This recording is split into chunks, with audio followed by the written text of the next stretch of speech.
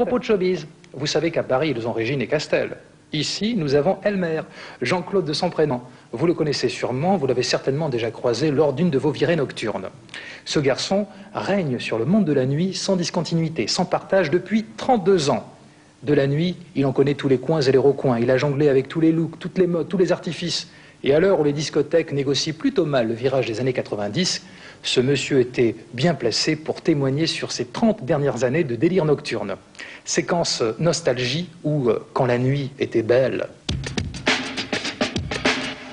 Au départ, c'était un chalet qu'on a repris et l'ancien propriétaire avait un restaurant avec poulet à la broche.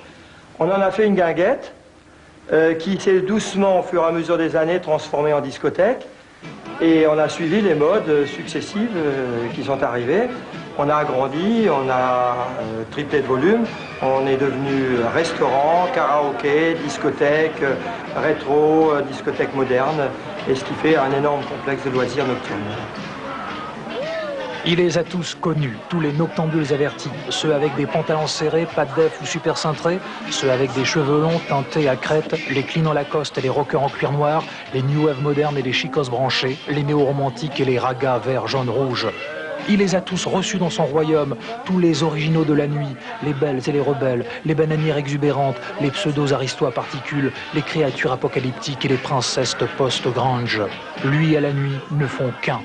La discothèque est devenue ma passion. Donc je vis ma passion. Mon travail, c'est ma passion complète. Et je vis dedans, je suis complètement intégré, un petit peu, je ne sais pas, comme un homme de théâtre ou un clown, qui serait clown toute la journée et toute la nuit. Donc tout ce que je fais, c'est en fonction de la discothèque.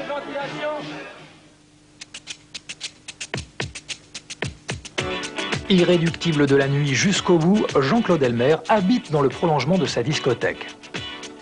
Je suis en symbiose totale avec mon milieu de la nuit. Pourquoi acheter du mobilier simple?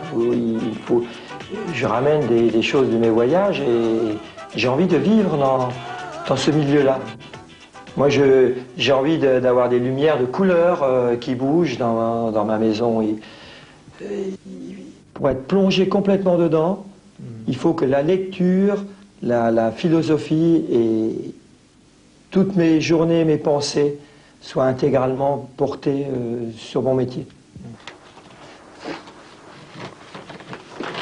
Salut Théo, là, tu fais le panneau pour le karaoké, là? Ouais. Mais là, tu vois, j'aimerais bien que tu me fasses un petit peu plus sombre, ça disparaît un peu dans le clair, là. Ouais, mais c'est un peu des paillettes. Les gens s'imaginent qu'on rigole tout le temps, on rigole pas souvent même. On rigole bien sûr quand il y a les clients, le soir on est là, et puis on a un verre, et puis tout le monde croit que c'est ça le truc, mais ce qu'ils oublient c'est qu'on est là aussi toute la journée et qu'on prépare la fête pour eux, et pour les amuser le soir. Ils oublient qu'on est là, qu'on doit bosser toute la journée pour que eux puissent faire la fête le soir, que ce soit possible.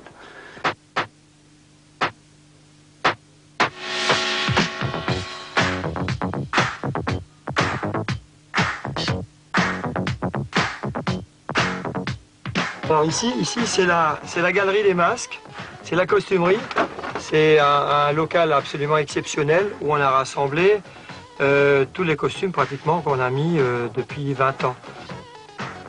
Vraiment le point culminant a été l'époque disco, entre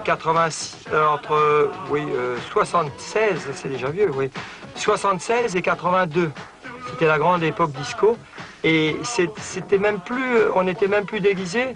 On était habillés avec des paillettes. Quand je regarde mes albums photos, j'ai envie de pleurer. On a déliré comme des fous. Comme jamais on redélirera plus.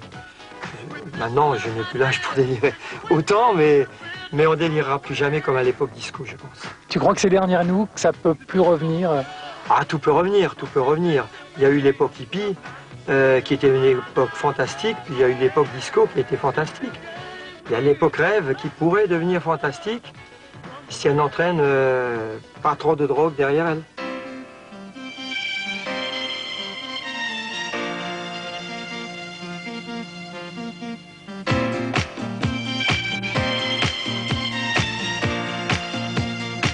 Je vous rappelle que ce bar est un jeu absolument gratuit Et pour jouer avec nous, vous posez simplement votre verre, votre ticket de consommation, votre billet de banque sur une des grandes stars d'Hollywood qui est devant vous sur le comptoir. Et si vous avez la chance, on vous paye à boire. Tout au début, quand on a ouvert il y a une trentaine d'années, donc, les jeunes étaient très gentils avec les filles. Ils les invitaient à boire, ils les respectaient et tout. Puis après est arrivée la libération de la femme et l'éducation s'est beaucoup perdue, je trouve. Hein. Les jeunes n'ont plus beaucoup d'éducation envers les femmes. C'est un petit peu grave.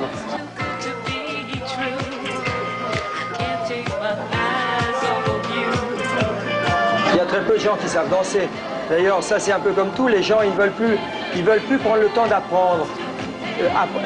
Danser une valse, un tango, un rock'n'roll, c'est un apprentissage, c'est un art, c'est comme un sport, c'est quelque chose qui s'apprend.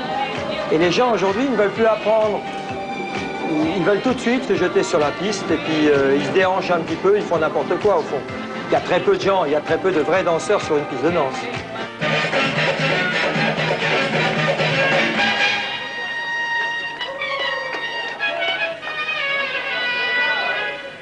Dans le temps, on s'habillait, on ne sortait jamais en jeans, on ne sortait jamais en basket. J'ai vu des gars se présenter en jogging devant la boîte. Il n'y a plus de respect de la sortie nocturne qui doit être une sorte de fête. La nuit, ça doit être la fête. Et il y en a qui ne se rendent pas compte que ça doit être la fête. Je ne veux plus me décrocher. Je sens bien qu'il me traquer. Il est là, dans la tête. Il t'a raison. Ouais, il est là, dans la... Oh, ben voilà. La frime casse la fête. Il faut rester naturel pour faire la fête. Et les grandes fêtes, il n'y a que les homos qui savent les faire. Les vraies fêtes, pour faire des vraies fêtes, il faut obligatoirement un pourcentage de clientèle homo qui est la locomotive et qui en fait plus que les autres.